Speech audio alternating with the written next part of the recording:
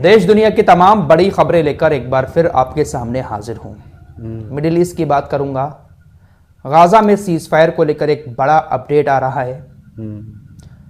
America किस तरीके से यूक्रेन का साथ छोड़ रहा है। बहुत सारे बड़े बड़े अपडेट हैं, सभी एक एक करके आपके सामने रखने की कोशिश करूंगा। लेकिन सबसे पहले आप लोगों को दिल्ली की तरफ लिए चलता हूं। दिल्ली के अंदर नई सरकार बन चुकी है। आम आदमी पार्टी जो इतने साल तक दिल्ली के अंदर सरकार चला रही थी, अब वो जा चुकी है। बीजेपी की तरफ से रेखा गुप्ता दिल्ली की नई मुख्यमंत्री बन चुकी हैं। आपकी स्क्रीन पर ये जो दिखाई दे रही हैं, यही हैं रेखा गुप्ता। शालीमार बाग सीट से ये विधायक बनी थी और बीजेपी ने इनको मुख्यमंत्री बनाया है। प्रवेश वर्मा भी वैसे लाइन में थे, लेकिन उनको मंत्री बना दिया गया। कपिल मिश्रा को भी मंत्री बनाया गया है। 6 विधायकों को मंत्री बनाया गया है और इनको मुख्यमंत्री बना दिया गया है। तो दिल्ली को अब एक नई महिला मुख्यमंत्री रेखा गुप्ता के रूप में मिल चुकी हैं। दिल्ली के रामलीला मैदान में शपथ ग्रहण समारोह हुआ, वहां पर इन्होंने मुख्यमंत्री पद की शपथ ली। प्रधानमंत्री नरेंद्र मोदी भी रामलीला मैदान पहुंचे। मिडिल ईस्ट की तरफ चलते हैं। सबसे पहले बात गाजा में चल रहे सीज फायर की कर लेते हैं। हमास और इजराइल के बीच सीज फायर चल रहा है। पहला चरण जो है, पहली स्टेज सीज फायर की, वो 42 दिन की है। और इस 42 दिन की स्टेज में थोड़े थोड़े करके 33 बंधकों को हमास इजराइल के छोड़ेगा। इस पहले चरण में 33 बंधक छोड़े जाएंगे। बदले में इजराइल 2000 फिलिस्तीनियों को उधर से रिहा करेगा। सीज फायर टूटने वाला था, लेकिन बात बन गई। सीज फायर अभी भी लागू रहेगा। डील के मुताबिक पहला चरण पूरा होने के बाद दूसरा चरण शुरू होगा। हमास के एक सीनियर अधिकारी ताहिर अल नुनू ने कहा कि हम सीज फायर की दूसरी स्टेज में जाने के लिए तैयार हैं। सीज फायर की जो दूसरी स्टेज शुरू होगी, उसमें हम इजराइल के बचे हुए सारे बंधकों को एक साथ छोड़ देंगे।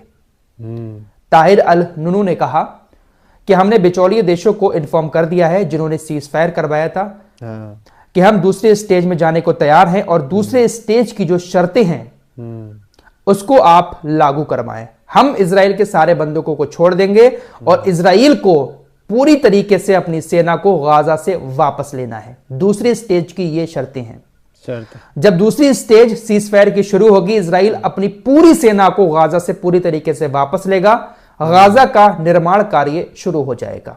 जो बिल्डिंगें बमबारी में तबाह हो गई हैं, उनको बनाने का काम शुरू हो जाएगा। दूसरी स्टेज सीज फायर की जब लागू होगी, हमास इसके लिए राजी हो चुका है।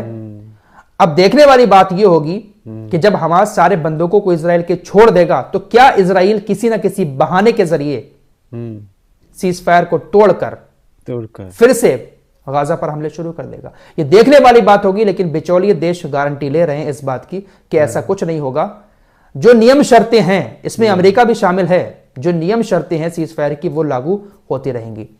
हमास के अधिकारी ने यह भी कहा कि आज हम 4 बंधकों को, जिनकी मौत हो चुकी है इजरायली हमले में, इजराइल को वापस करने जा रहे हैं। और इन 4 बंधकों की मौत इजराइल के हमले में हुई है, उनकी डेड बॉडी हम इजराइल को सौंपेंगे।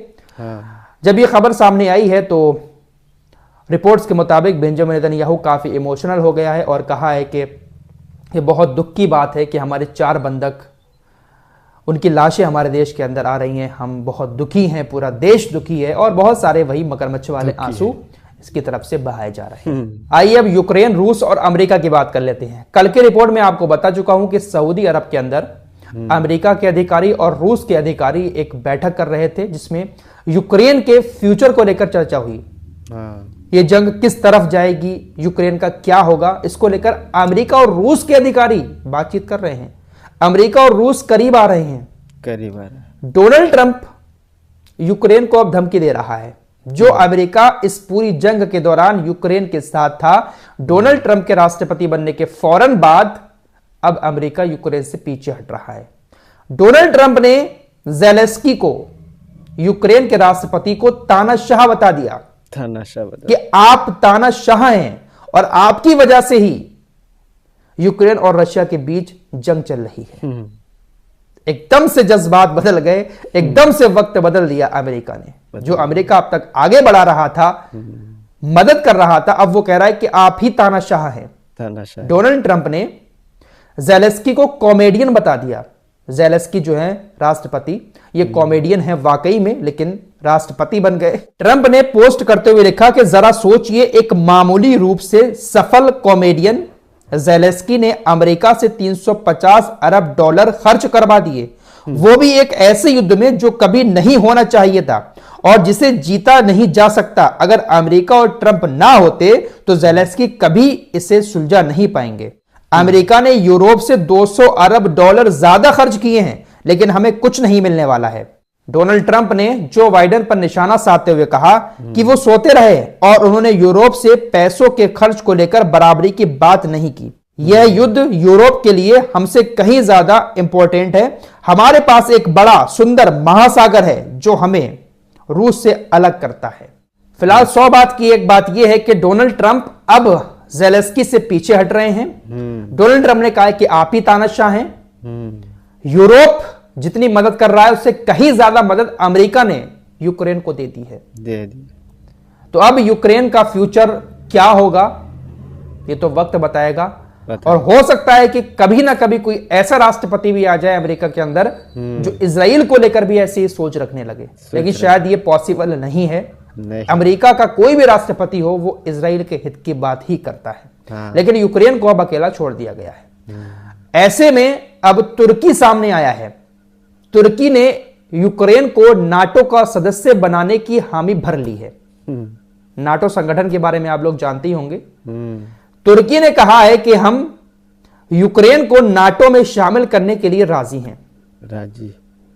3-4 देश ऐसे थे, जर्मनी, हंगरी, जो यूक्रेन को नाटो का सदस्य नहीं बनने दे रहे थे। तुर्की भी उसमें से एक था, लेकिन अब तुर्की ने कहा कि हम राजी हैं। अब ऐसे में रूस और तुर्की के रिश्ते खराब हो सकते हैं। अमेरिका डोनाल्ड ट्रंप के आने के बाद से अपने रुख में थोड़ी तब्दीली कर रहा है, और जो अमेरिका अब तक शामिल करना चाहता था यूक्रेन को नाटो में, अब वो भी कह रहा है कि हमारी ऐसी कोई इच्छा नहीं है कि यूक्रेन नाटो का सदस्य बने। यूक्रेन चाहता है कि अगर हम नाटो का सदस्य बन जाते हैं तो फिर सारे देश हमारी मदद करेंगे। तो इस तरीके की एक राजनीति दुनिया भर में चल रही है, और सबका मेन मुखिया जो है वो कहीं ना कहीं अमेरिका ही नजर आता है। फिलहाल कुल मिलाकर बात यह है कि ये कुर्सी का चक्कर है, पैसे का चक्कर है और तानाशाही का चक्कर है। इसके चलते हुए दुनिया में शांति शायद कभी देखने को नहीं मिलेगी। दोस्तों, हमारे वीडियो पसंद आए तो फॉलो सब्सक्राइब कीजिए और साथ ही साथ शेयर भी कीजिए। मिलते हैं अगली वीडियो में, तब तक के लिए अपना ख्याल रखें। धन्यवाद।